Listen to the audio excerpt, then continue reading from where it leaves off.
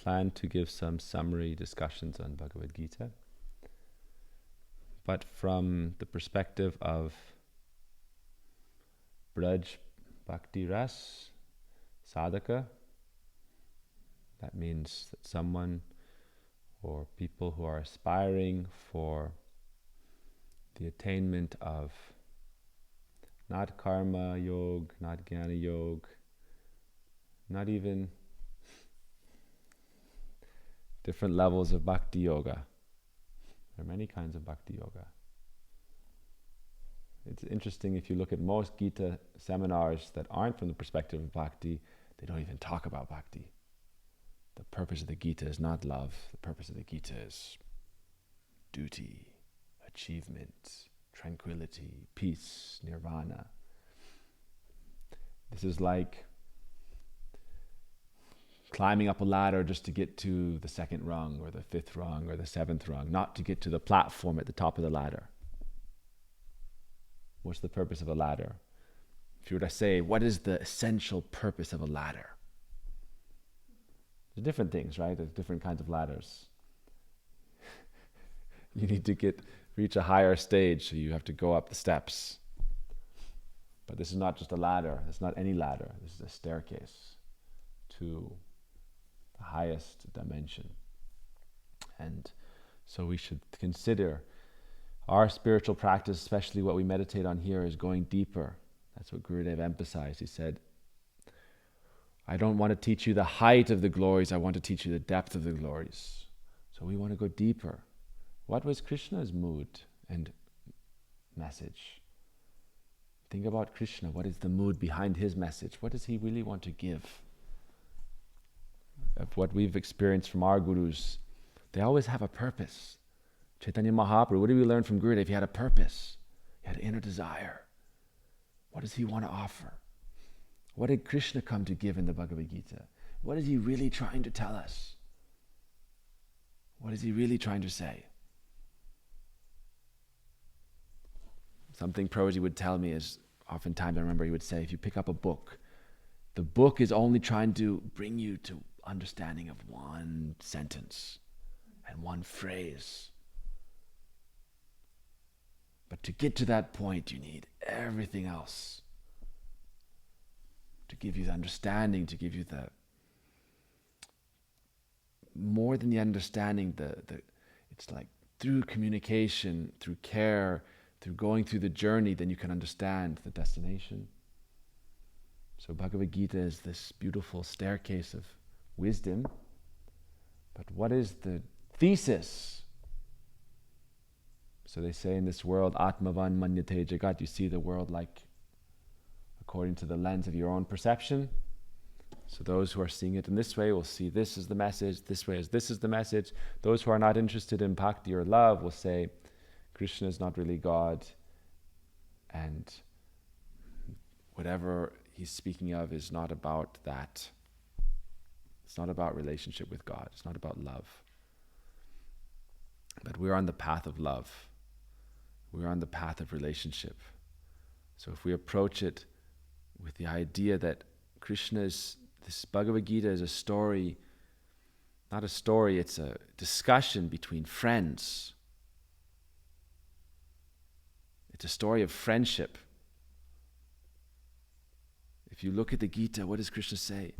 Oh, I'm telling you this because you are my very dear friend, because I care about you, and because you're in a dilemma. It's not just a story of the battlefield, it's a story of friendship. And another thing I just want to mention is the Bhagavad Gita is set on the battlefield, but our perspective is, as Krishna said, is that this whole war, in a sense, is all part of an illusory concept that I am a doer, I am the agent, and by my agency I will achieve victory or defeat. But in the 11th chapter, Krishna said, actually, all of these armies have already been devoured by the agency of time. And you are also on the machine of material nature being pulled by your karma, and you're performing these activities. But really, the purpose of the Bhagavad Gita isn't warfare. or how to be a better warrior, or how to do your duty. The purpose of the Bhagavad Gita is how to transcend this entire system of cause and action and material duality. When you're trapped on this machine, how do you get off of that machine that you're trapped on to achieve a state of divine grace? So there's many levels of purpose, because a great teacher can give a teaching that can apply to many levels of students, and they can all find value within it. But what is the real essence, the real heart and soul? Like, you can take a great epic history, and you find so many lessons there, Mahabharata, Ramayana, so many teachings there. But what is the essence, and what is the essence of the essence? Gurudev would say there are many levels of secret knowledge in this Bhagavad Gita. But I'm approaching the Bhagavad Gita as not the war is beginning. We want to come to the point in our life where the war is over, and then our story begins. We are not fighting on the battlefield of life. God is our maintainer and protector, and we are surrendering to God. That is the inception of the Bhagavad Gita. Because Arjuna was in dilemma, but when he could not figure out the recourse in his life, what to do, and he was in a dilemma, finally he surrendered. Chapter 2, text 7. Karpanya dosho pahatasvabhava prichamitam dharma samudacheta yachreya shannishitam bruhitam me shishyastiham sadimam tam prapannam. I am weak. I acknowledge my weakness. This is the starting point. Karpanya. Krishna was telling him, oh, you're speaking like such a wise man, but you are really weak. And your so-called wisdom is based upon your weakness. And therefore, it's a faulty foundation. Even your ideas, which may be righteous, because they're based on a faulty foundation, it doesn't hold up. Lord Krishna told this. He said, Klaibhyang mas magama partha, where has this weakness come from? Krishna asked Arjuna, how have you become so weak? And he said, by this weakness, Hridaya Durbala, you've developed pettiness, small-mindedness. But Krishna began to speak. He was very compassionate after Arjuna came to the platform of Sharanagati, surrender. That means the war is over. The real war was over before the drama of the war began. That means you have to go through the motions. Like an expert in a certain field, they'll do everything in their mind before it starts. Prabhuji does like this, Manasi Seva. The entire year-long sevas have all been perfectly performed in the mind. And then everything goes through the motions. So the war was already finished. Everything was already predestined. Why? Then why is Arjuna in this dilemma? Because how is he going to benefit from the relationship he has with Krishna or with God in this situation in his life? Not about what the outcome will be externally. What will the outcome be internally? What will the outcome of your life be internally? Not your external exploits. Your internal journey. Your internal, we want to climb up that ladder, that staircase within the Atma, traveling in the body and going beyond this body.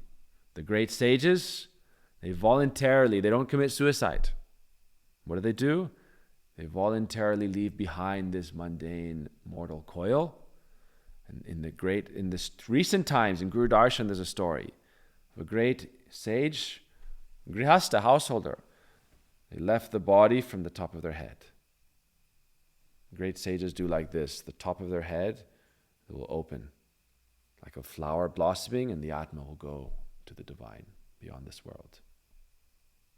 How can we reach that state where we can traverse in our internal journey through the life that we lead to the point that we get out of this bondage to Maya. That is the purpose of the Gita on one level.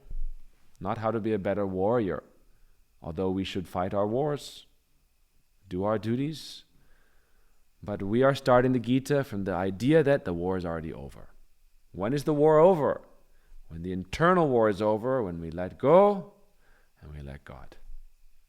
That is our meditation.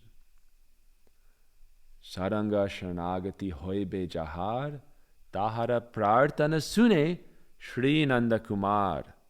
Bhaktivinoda Thakur sings the essence of Sharanagati. That those who follow these limbs, these 6 limbs, Saranga of Sharanagati, are the willing offering of the heart into the hands of the Absolute. Don't think Sharanagati is submission. Sharanagati is the ultimate offering of oneself into the sacrifice of love. How can you surrender yourself to someone who does not love you and who you do not love? But what does it mean to offer yourself to love? To that ultimate love. Sharanagati. Arjuna offered himself to that absolute truth. He said, first I acknowledge myself, I am weak. This is a great strength. Why? On the basis of my personal strength, I try to achieve so much in life.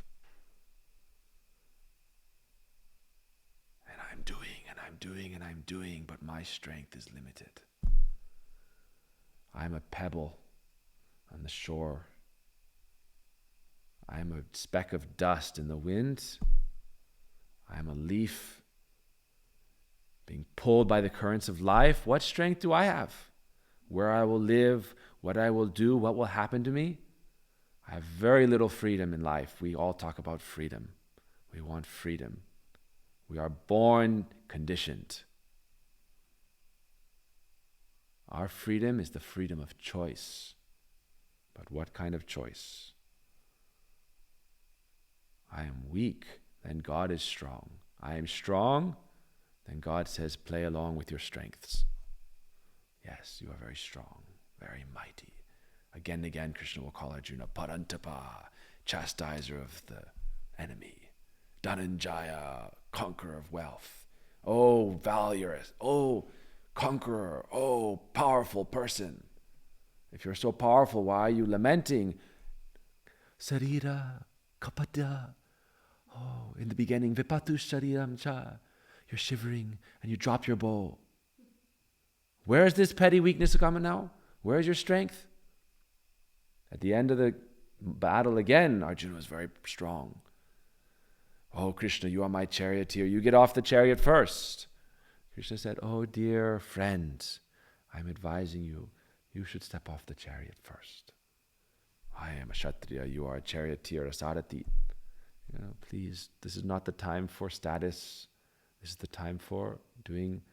You've listened this far. It's gotten you this far. So Arjuna finally listened and got off. Krishna stepped off the chariot. All the missiles, by all the mystic weapons that were striking, that would have killed Arjuna, that were directed and that were protected through Hanuman, through Krishna, and through that divine chariot, it absorbed it all. Krishna stepped off, became ash in an instant. And the fire would have consumed Arjuna if Krishna had gotten off. What is your strength? What is your valor? There's only one person who has strength. Hiranyakashipu, great demon, asked Prahlad Maharaj, I have tried to kill you in 1,000 ways. Nothing has helped. I have not scratched the tiniest scratch. I have not cut one hair on your body. And on top of it, I haven't even caused you any pain. You're Prahlad. That means you're blissful. Alad. You imagine. You be such a sadhu that someone's, hey, Vrindavan, today, because you are my enemy, I will call all the soldiers in my command and I will place you in a pot of oil and I will make a pakora. Okay, no problem. And he just smiles. And he sits in it and he's chanting, Hare Krishna, Krishna Krishna, Hare Hare, Hare Ram, Hare Ram. If you listen to Prahlad's songs, they're all like very happy tunes. There's no, oh Father, why have you forsaken me? This is not a criticism. The point is that he is joyous. His father, the greatest tyrant, powerfulest person in the universe, could not harm him, could not cause him any pain, because he was not relying on his strength. Who is stronger, Prahlad or his father? His father, with the might that could defeat everyone in the universe, could not harm the slightest amount that person who was completely relying on the strength of God. And he asked Prahlad, where has your strength come from? What mystic powers have you performed? I did austerities for 60,000 years. I became as if immortal. Terms and conditions apply. As if is not as it is. But Prahlad didn't have any as if power or anything that he was relying on. He had relationship with Krishna. From a childhood, he was blissfully weeping and absorbed in divine love. It's described since the time he was a child. He was weeping in ecstasy. Why? The doorway of Bhakti was long since past Sharanagati. He was in the realm of divine bliss, divine love. That is the state we are going towards. How will we get to that place? You want to go to that place, or we want to fight in Maya and achieve great victory over our foes? This is all illusion. This is all the pain that we subject ourselves to in life. That we are suffering. So in the Sastra it says, the beginning of the Sastra, beginning of Vedanta Sutra, the end of all knowledge, begins with Sharanagati, surrender. How? Tasmad, with one word. Tasmad. Tasmad. Therefore. This is the beginning of spiritual life. Therefore. Therefore what? I have tried everything else. And the more I try to fix, the more I get entangled. And ultimately, I recognize that without a higher power, I have no strength to disentangle myself from my own suffering. So I pray and I surrender. Tasmad, therefore, for this reason, atato, now I shall begin. So our story begins after the war is over. Then we can understand spiritual life. Then we're not on the path of conquering the absolute truth. It's not possible. We cannot conquer Maya. We cannot conquer God. And we should not try to conquer each other. We should try to surrender to Krishna and reap the reward of divine love. So Arjuna surrenders. Karpanya dosho, he says, I am weak because of my own fault. Karpanya dosho. Pahata swabhava. Prichchami tam dharma samudacheta. Now I am inquiring, what is dharma? Because samudacheta, I am bewildered. Yat shreyan, please tell me what is good. Not what is pleasant. Not what will make me happy. We think we'll preach by helping people be happy.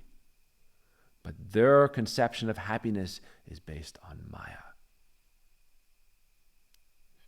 Therefore, you should watch lectures of Srila Gaur Govinda Maharaj. He would keep a stick and he would beat people in the front lines. Not to make them happy, to make them understand. Right? And he would do it with a beautiful smile. And he would laugh with great love. And they knew he loved them. And those who couldn't tolerate it would sit back.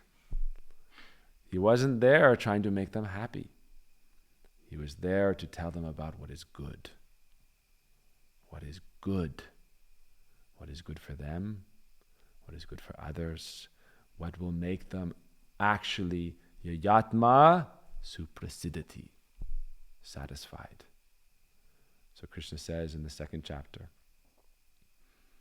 there is no happiness without peace. There's no question of happiness without peace. Krishna says, happiness that you think of is merely the interaction of the senses with the object of the senses based on the idea of the mind, according to your previous impressions, your desires, your vasanas, that this will make me happy. And so therefore they say, in material terms, in psychology, they say, actually, you want to know the moment of biggest material happiness? Right before you get what you want. I'm going to get this iPhone 14.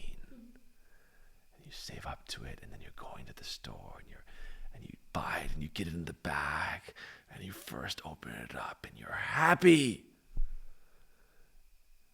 And a few days in, you're thinking, they're just what I was looking for, just that thing I was trying to get. It just wasn't this. Maybe that wasn't the answer. Maybe it was the MacBook Pro. Maybe I should return this device. They say the highest happiness in the world, right before you get it. You love someone. Love. And right before you consummate that love, oh, you're so happy. And afterwards,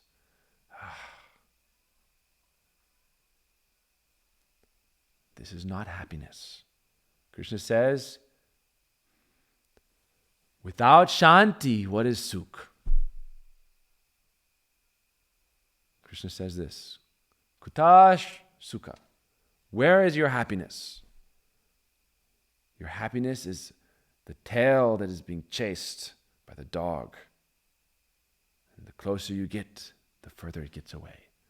The faster you run, the faster it escapes you. Happiness, you could say happiness is easy. I've been happy my whole life. I'm always happy.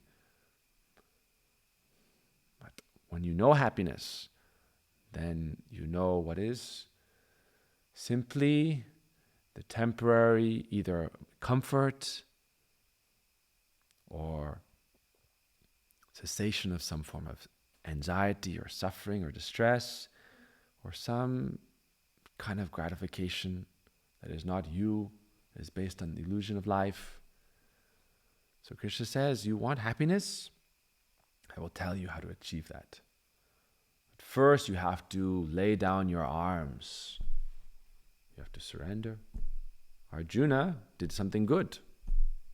He laid down his bow. You have to start somewhere.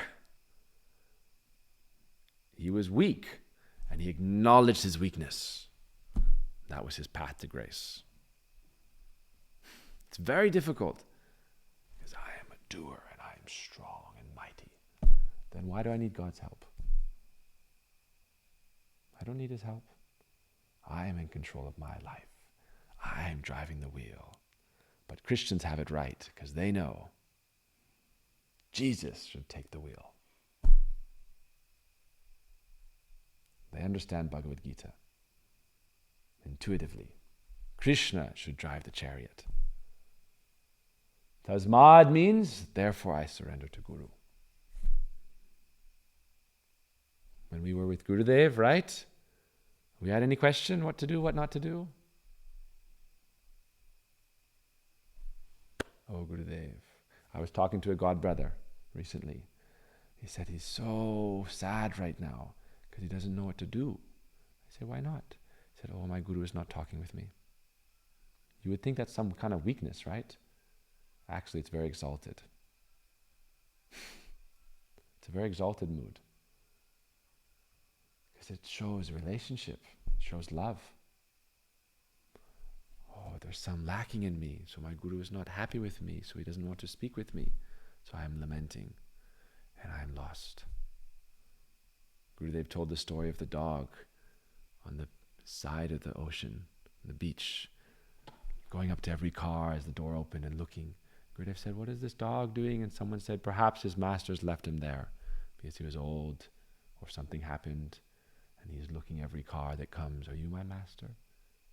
He said, look at his love. And Gurudev was speaking and weeping. You know why he was weeping? Because he was remembering his Gurudev. And he's thinking, alas, here I am in this world. Where are you? How can I be with you? I want to be with you. I want to serve you. But we think service is weakness. We think love is weakness. We think relationship is weakness. We think surrendering is weakness. It is the greatest strength. Because it opens you, that door to the transcendental world opens. And then you become into that embrace of the divine embodiment of Krishna. Shakshad Haritvena Samasta Sastre. Don't think Guru is far away. Guru is that personality. Our Gurudev, our Guru Varga, Guru is that personality who is specifically endowed with the potency and the qualities from Krishna, or God, however you want to call it, to help you understand what is the situation in your life that is causing you suffering, and how can you remove that condition so that you can then be blissful. And so weakness just means that I acknowledge that I am in suffering and I'm not capable on my own to solve the situation. And so I need help. And then you can receive help. And then look what Arjuna achieved. Arjuna achieved glory. He achieved victory. Everyone glorified him. He's very powerful, very strong. But he would say, I have no strength. At the end of the battle, they asked Garukhach's son, grandson of Bhima, who was the most valorous warrior? And he said, Krishna. No one else did anything but Krishna. Why? Who has power but God? All power is borrowed power. All feathers are borrowed plumes. This is what Prahlad told Hiranyakashipu. He said, the same place I get my strength is the same place you get your strength. But you are God's enemy, and I am his servant.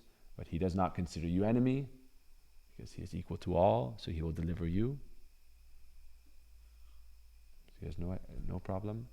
But we have to come to that point in our life where we can Sharanagati.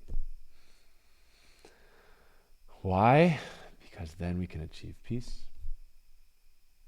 After peace, we can achieve happiness. Not happiness of fulfilling our desires. Happiness of giving up our desires.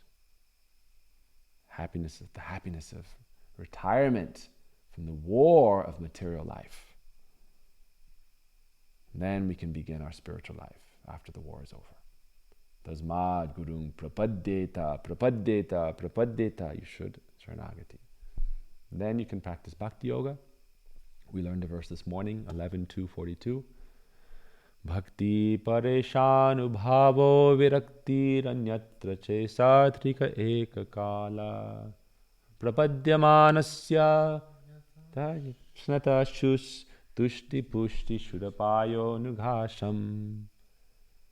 Then by practicing bhakti, what happens?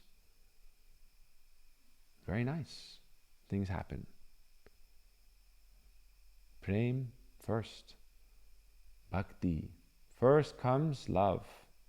First comes love, then comes marriage, then comes, how's it go? Baby and a baby Right? First comes love. No marriage, then love.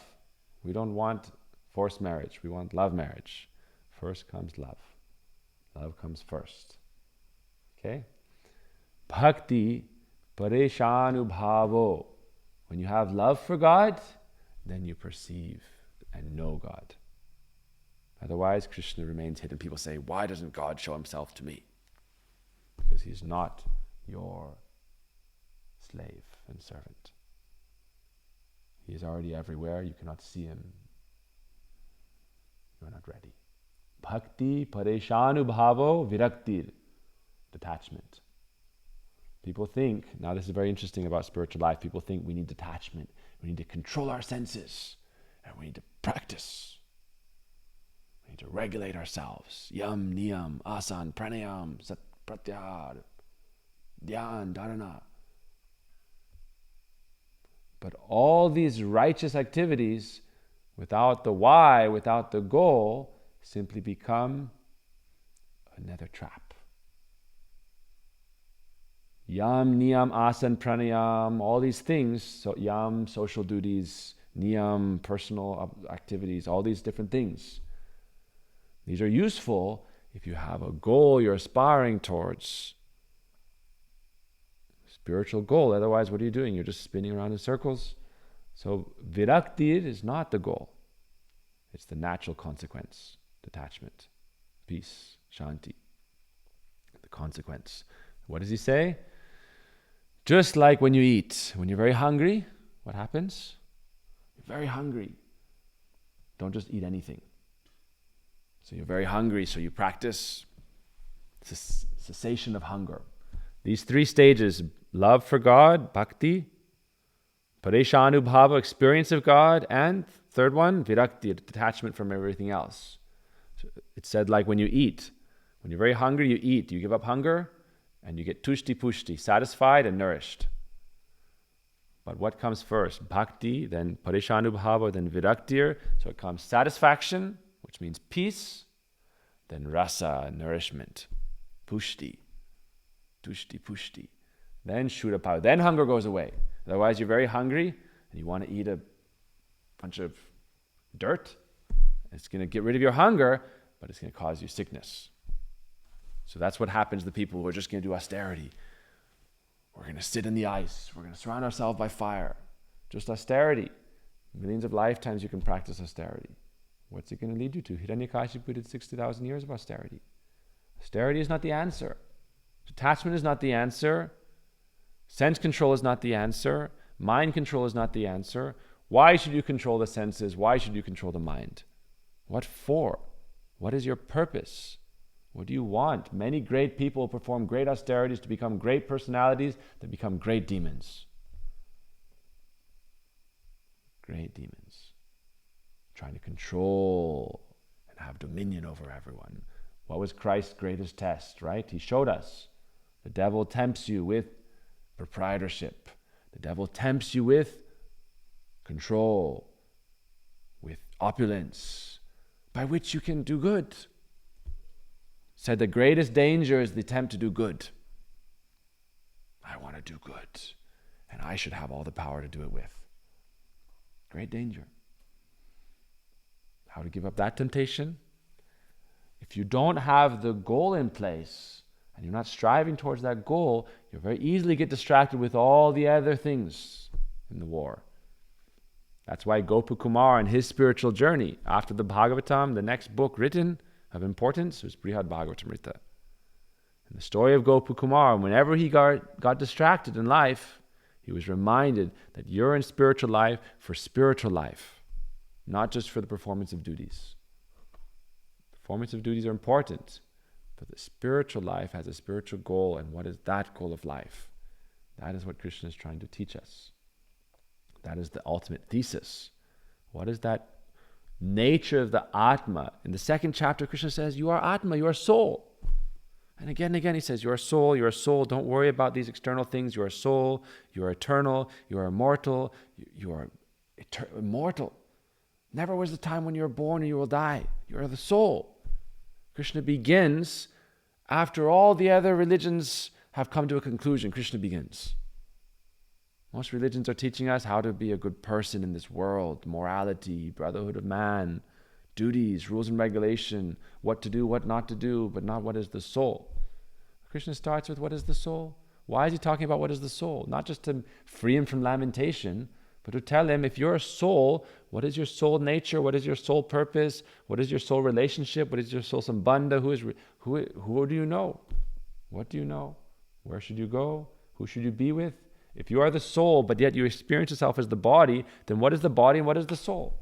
If you are Atma, but you are lamenting because you're surrounded by this madness of material life, then why don't you discover what is the Atma?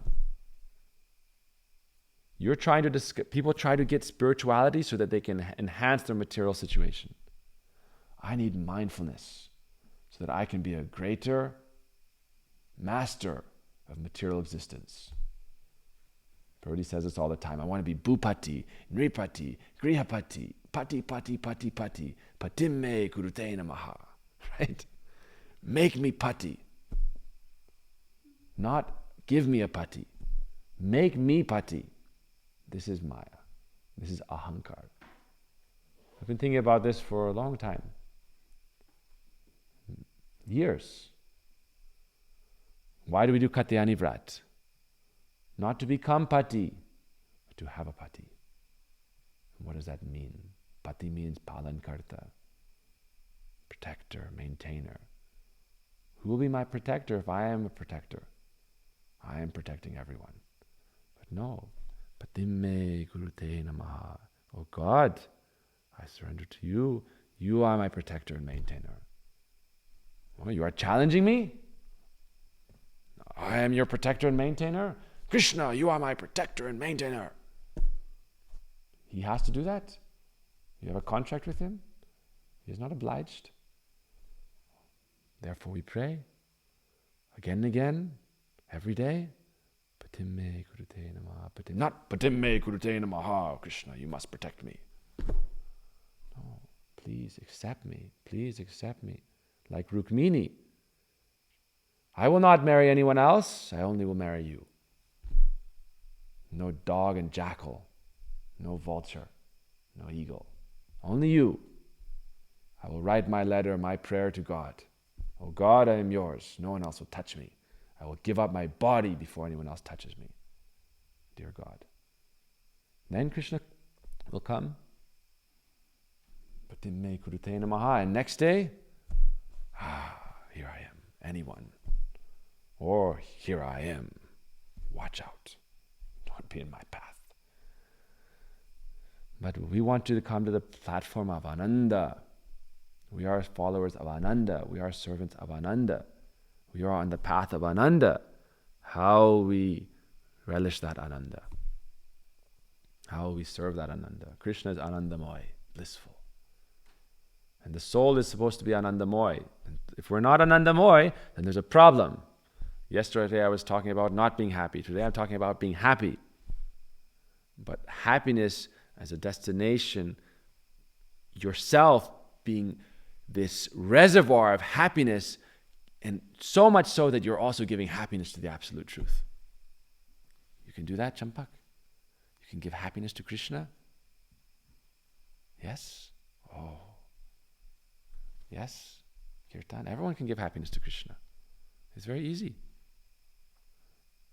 Patram pushpam phalam toyam yome bhaktya prayachati. Krishna is like he's very simple to please. Very easy to please. Oh, you can offer me a leaf, a flower, some fruit, a little bit of water. Oh, but I do not have those things. Oh, yeah, yes, no problem. Offer your heart. That is the most valuable thing. Manasi seva. Nothing is needed. People think, what kind of practice is this? You can just lay in bed and meditate. Oh, Krishna, I'm offering you flowers at your feet. Oh, Krishna, I'm making you these sweets and offering them to you. Will you eat them? In your mind, you can just think, oh, Krishna, I made this rasgulla for you. Here you go. How hard is it? What difficult austerities do you have to stand on your thumbs for 1,000 lifetimes to achieve grace? No, lay in bed. This is our process. I am here to teach you how to lay in bed and achieve perfection. This is the perfection of life. Perfection of life is to lay down, close your eyes, and think about Krishna. This is the perfection of life. Why? Because at the end of life, when we're laying in bed, we can think about Krishna. Then our next destination may be favorable. So if you can't learn how to do bhakti in bed, what's the use of doing bhakti when you're up? Learn how to do bhakti in bed, then you can learn how to do bhakti sitting, standing, walking, this, that, whatever. Krishna says in the Gita, whatever you do, whatever activity you perform, swapna vabhod, laying down, eating, sleeping, walking, moving, recreation, this or that or whatever. It's very interesting. Sastra says, who are the greatest kanyas, the greatest maidens, the greatest virgins? Right? Mother Mary.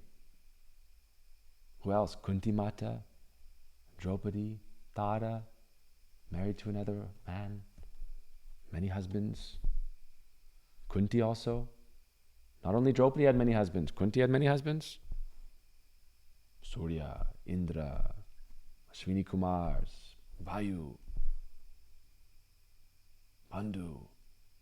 But it said no. She had no husband, only God. Body is what? Body is just conglomeration of molecules and the structure of an organism. When you are detached from the body, the activities of the body are going on as if as a machine. Autopilot. But your heart, your mind, your soul, everything is internally in that relationship. So bhakti pareshanu bhavo viraktir. Don't try to control your senses. That is our teaching. Don't try to control your mind. That is our teaching. You are using your muscles to try to lift the weights that are more heavy than you can move by an inch. You want to control your mind? The rascal mind, more powerful than the wind. Arjuna said, oh, Krishna, the mind is more powerful than the wind, more difficult to control than the wind. How will I control the mind? Krishna said, you won't.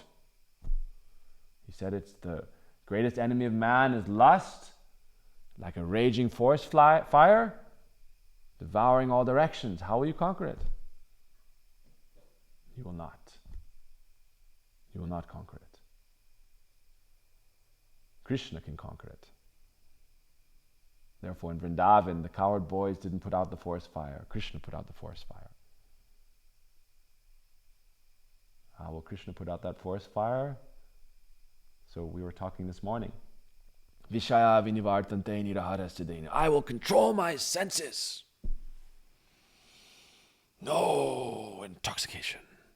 No meat eating. No illicit sex. No gambling. Ever. And day and night I'm meditating on intoxication and meat eating and gambling and illicit sex. What is the question then? Param dristva nivartate. The first principle is to love God. Bhakti pareshanu bhavo. Then you will experience Him. Then viraktir, viraktir, viraktir. The gopis, shunyaitam jagat sarvam. There's nothing in the world but Krishna. Without Krishna, nothing exists. And what is the question of attachment for anything about Krishna? So we have some preliminary sense control mechanisms. Why? Otherwise, the world goes up in flames. Very good. But why are we controlling our senses? Why are we controlling our mind? And how are we controlling our senses? How are we controlling our mind? The medicine is the cure. And the cure is bhakti. And bhakti is the process of love. So you want to control your mind? Sit in front of Krishna and sing.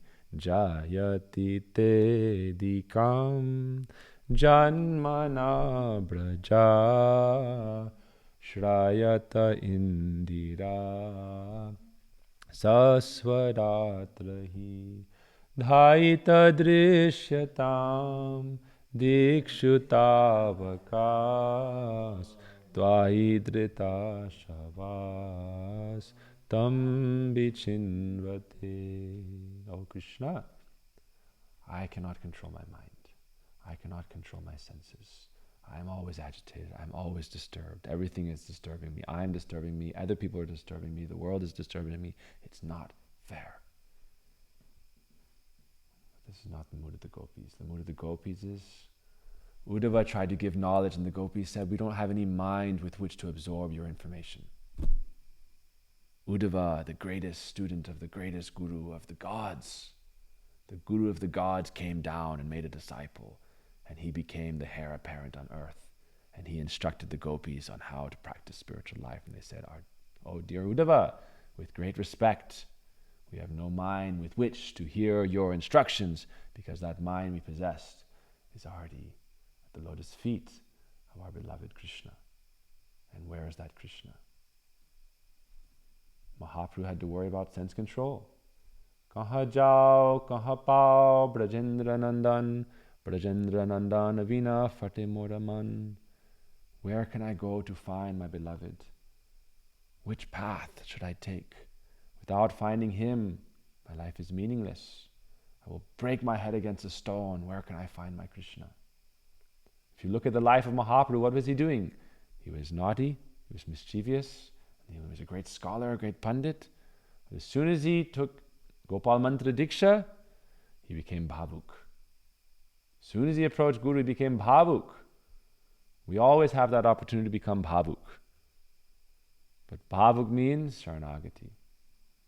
Bhavuk means when I wake up, I'm trying to find that God I love. I'm trying to find Krishna. And I'm trying to please Krishna by my efforts of bhakti yoga, so that Krishna will smile upon me. Mira ke Prabhu Giridhara Nahagara. I don't know anyone else. My Giridhari, my Giridhari. Where is my Krishna? Where is my Krishna? Where is my Krishna? Then we practice spiritual life. Then all your activities become joyful and blissful, because it's all part of that loving search. Sridhar Maharaj would say, loving search for the lost servant and search for the reality, the beautiful. So we're searching for that. And in that search, everything is blissful. Why? Because we've been very fortunate to come to the door of that realm of absolute beauty and sweetness. We're past the door. We're at you can find deities like this so easily, so cheaply. Huh? Anywhere? Not so easy. So you're not far away, we're not far away, but we have to have our aim and objective. Otherwise, Gelo Didivas Nasi Bayar, Ebe Krishna Kyupai, those days that are lost will not return. So we live our life in that search, and very happily, very blissfully, very peacefully. Then we can be active. Why? We can lay in bed for 8 hours. Then we have to do something else. Then we have to do something else. Something else. You can try. Right? No problem. Temple life means you have that opportunity. Vishram. Vishram Ghat. Rest from the toil and struggle of material life. But when you're finished resting, then you want to do something. Then what to do? Oh, where is Krishna? How can I find Krishna? I'm searching everywhere to find Krishna, Krishna, Krishna, Krishna, Krishna. I cannot find him. So when you realize you cannot find him by your own efforts, then you have to attract him. It's better. You're playing hide and seek with God. You want to play hide and seek with God? I'll give you the answer how to find Krishna. Here, Krishna, I have some makhan mishri, some soft butter, and some sugar candy. And I'm putting it here, and I'm saying, Kling Krishnaya Namaha. Kling Krishnaya Namaha. Here, Krishna. He cannot stay hidden long. He cannot hide from you long, Champak. He will find you. He won't tell you, but he'll come and take the butter. And he'll come and take the sugar candy. He is obliged. Yeyatamam prapadyante tam sathaiva bhajamyam. What you offer me, I'm obliged to take it. Everyone is following my path. I am God, I am everywhere, I'm in everything. But you are going this way, you are going that way, you are going this way, you are going that way. Stop running around. And then therefore, what do we do after we lay? After we sleep? After we learn how to do bhajan in bed, then we learn how to do bhajan when we wake up. It's very good. You wake up, you stretch. You get up out of bed, you sit down. Different people have different processes. how to wake up in the morning. Check your messages. Why? Because you probably have lots of important things to do. A lot of important people to please. How many people like me and want me to do things? No problem. Everyone can struggle with these things. This is not a problem. Some people say you should wake up and take a shower and put on tilak and be a Brahmin. What did the Brahminical rites do for the Brahmins who refused giving prasad to Krishna? They were very expert in Brahminical rites. They always woke up from Mangalarti. They always took a shower and put on clean clothes. And when Krishna came, when he sent his friends, "Oh, I'm very hungry, will you give us a little food?" What happened? "Hey, you are supposed to serve the Brahmins. That person you're chanting the mantras to, that person you're worshipping, when he asked you for something you don't want to give, what is the use of all this rules and regulation and rights and this and that?" You see some people, how they put on tilak, like they're some kind of rock star.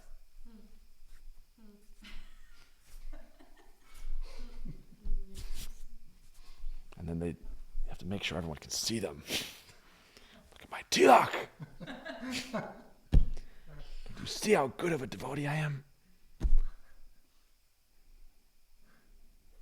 My bead bag is beautiful." Do all these things. Gurudev would put on tilak with so much love. You've seen Gurudev put on tilak? So much softness and sweetness and beauty. He's putting on tilak for his beloved. He's not putting tilak on to show the world. He's very shy. Guru is very shy. But to Krishna, how can he hide? You cannot hide that love. The point is that when we wake up in the morning, what do? You sit up. It's very easy. You sit up and you think, what are you going to think about? Think about what you want to do in your life. Think about where you want to go in your life. Think about who you want to be with in your life. Very easy. You're playing hide and seek with Krishna. You're searching for Krishna. You're trying to find Krishna. The gopis were searching everywhere. They found him. They found Krishna. They didn't find Krishna. Krishna came to them. Gita, Bhagavatam are not separate teachings. Gita and the Bhagavatam are not separate. Ras Panchadhyay, Gopi Geet is connected to Bhagavad Gita. So Gopi Geet, what happened? They didn't search for Krishna. They sat down and they sang to Krishna. How hard is it to say one time, Hare Krishna, Hare Krishna, Krishna Krishna, Hare Hare, Hare Ram, Ram Ram, Hare Hare. Great way to start your day. I know Vaishnavas who say, who has the time to take a shower before doing your Gayatri? Because they wake up, the first thing they're thinking about is like they're there in the kunj, their soul has taken a shower. Why does the body need to take a shower? Body is just this they're in not their astral body, not their subtle body, they're in their soul body. They're not in their material body. Material body is like a puppet that you get to play. Like Vrindavan Prabhu, he's like very good puppet, I am taking care of Tulsi. Someone asks him to do something, I tell him, yes, just say yes and nod your head and go do it. It's easier than not doing it. Just do everything. If you're like Jad Bharat, I tell people, become like Jad Bharat. Anyone asks you to do something, just smile and do it. What's the difficulty? Because then no one disturbs you and you're just doing things, like a puppet, like a very good puppet. And you're doing whatever it is, but your heart and your soul is somewhere else. You wake up in the morning, before you do anything, you go to that place where you want to be with the people that you want to be with. Because that realm of the heart is your property, given to you by Guru and Krishna. No one can take that away from you. Krishna cannot leave your heart. He's bound to your heart. God, Paramatma and Atma are so closely connected that nothing can disconnect them. But yet you are not looking. Krishna's what's the use? He's been trying to talk to you for lifetimes. Come to me, come to me, come to me. I can't hear you. Why? Because I'm listening to something else. So in the morning we say Hare Krishna, Hare Krishna. One time, one Mahamantra, enough. Not one Mahamantra, one word, Hare. No need Krishna. Only Hare. Who has time to say Krishna? We say Hare, and then we're already pulled into the kunj. We have so many sevas to Srimati. You have time to say Krishna? No. You say Hare, you go start serving Srimati, then you say Krishna because it pleases her. So the first time you say Krishna is to please Swami Ji. Why do we chant Krishna's name? Because it pleases her. So people say, oh, we are Radha Paksha. Why are we chanting Hare Krishna?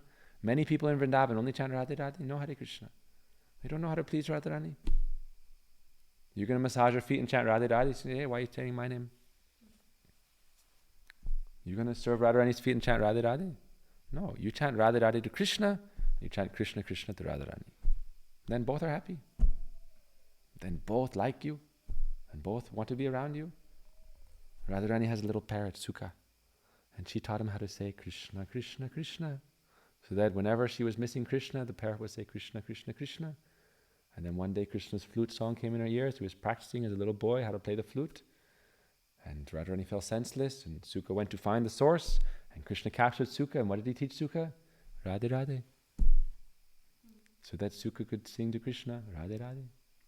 So you chant Hare first, because we are Radha Paksha. So first Hare. First we are appointed. What is my seva? My seva to Swami.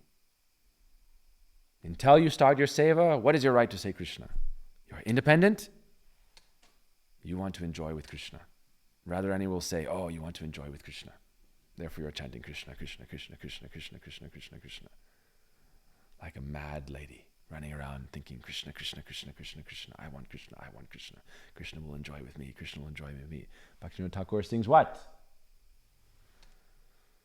Kabuna hiribo kami, that is not my desire. Kabuna hiribo kami, that is not my desire.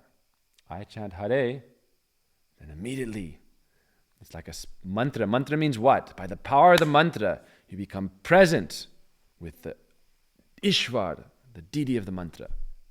That is mantra siddhi. You chant Hare once, you're at the feet of Radharani. You're at her lotus feet. Hare, like a magnet at her feet. Then you can start serving her lotus feet and say Krishna. And she's very happy. And then to remind yourself again why Krishna is very attractive, very charming. So again you say Hare to remind yourself, oh, Radharani. And then Krishna, Hare Krishna, Krishna Krishna, Hare Hare, Hare Rama, Hare Rama, Rama Rama, Hare Hare. Then, by this power of your meditation, what will happen? It will start bubbling up in your heart. Oh, I want to do something, I want to do something, I want to do something. I have this very beautiful gift. Very beautiful. I have these 10 fingers and 10 toes. And this energy coming in my body. I want to serve. I want to serve. And then you're very excited. Oh, what can I do? Is Mangalarti over yet? Because maybe I can serve Thakurji. I can serve Krishna. I can serve Radharani. I can serve Gurudev. Or maybe I can cook them breakfast. So we don't go hunting for Krishna. We're not hunters. Searching and hunting for Krishna. Searching and hunting for Krishna. We don't need GPS to find Krishna. We don't need Google Maps to find Krishna. We don't need any map system to find Krishna. We have to put out butter and sugar candy and call him, here Krishna, please come. Ao Kanaya, Krishna, Krishna, Krishna, come. Very simple. Oh, but it seems like, oh, then we get to just be in this fantasy land of, oh, no, it's not like that. Spiritual life, if we follow sincerely, not sentimentally, but sincerely, under proper guidance, disciplined life, regulative life, but based on desire, based on greed, based on rag. That is the wealth of our Guru Varga. Many people will teach you about regulative practice. That's very good. Many sampradayas will teach you about regulative practice. Very good. We will also teach you that. But we will teach you why.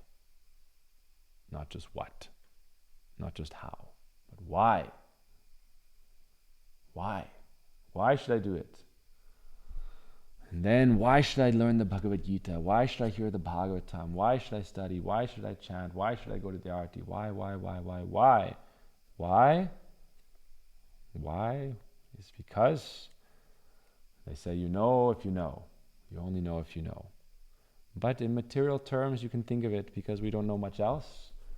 The most beautiful experience you ever had, the most romantic experience you ever had, the most delicious experience you ever have, that's all you can relate to. So just imagine that. But imagine it millions of times better. So in Archan Dipika, it says how to do Archan. It says, "Oh Lord, may I be attracted to you like a young boy is attracted to a young girl." Very simple. That mood of love, innocent love, pure love, right? It's very simple. That yearning of the heart for love. May I develop that for you, and therefore I'm offering you this leaf, this flower, this fruit, this water. So Krishna speaks about this in the Gita, Manmana Bhava Mad Bhakto. So we'll go through everything. There's many very important teachings. There's many very great, phenomenal instructions. Why? Whole civilizations are based on this. For tens of thousands of years, based on this. Krishna said, "I spoke this knowledge to the sun god." So I'm not making light of these teachings. We will learn all these teachings, but we will learn why, and we will learn the mood behind it, because that is what our Guru gave. We will learn the mood behind it, and then we can practice spiritual life in the process of bhakti, which is the heart and soul of all these great traditions. And those who do not develop this love of God are simply playing out the battlefield in Maya. What was the difference between Arjuna in the Mahabharata and everyone else in the battlefield? What was his destination? What was everyone's destination? Oh yes, we went to Valhalla, we went to heaven because we fought in a righteous war. And what did you do there? You enjoyed Nandakanan, senses, with the objects of the senses, until you came back down to earth. Traigunya Vishaya Veda. Don't be attached to those things. So we'll do our Sayanarti. I was thinking different topics, Ramayana, Bhagavatam, but we'll do some few lectures over the Gita as a simple summary. We're starting our Bhakti courses. And this ashram, we don't need to develop so many upadis, so many designations, we're this, we're that, we're this, or that. But really we should just try to follow as Gurudev gave, as he imparted. Gurudev said we're in the university of Gorkshadas Babji Maharaj, who was illiterate. We're in the school of Haridas Thakur, who knew nothing but the holy name. Then he knew everything. So we're in that system, we're in that educational system. This place is here that we can understand that what is real bhakti and how to try to follow real bhakti. Then everything becomes very sweet automatically. Vanchakalpatarubhasya kripa sindhuvevacha paritanam pavanebhyo vaishnavebhyo namo Hare Krishna.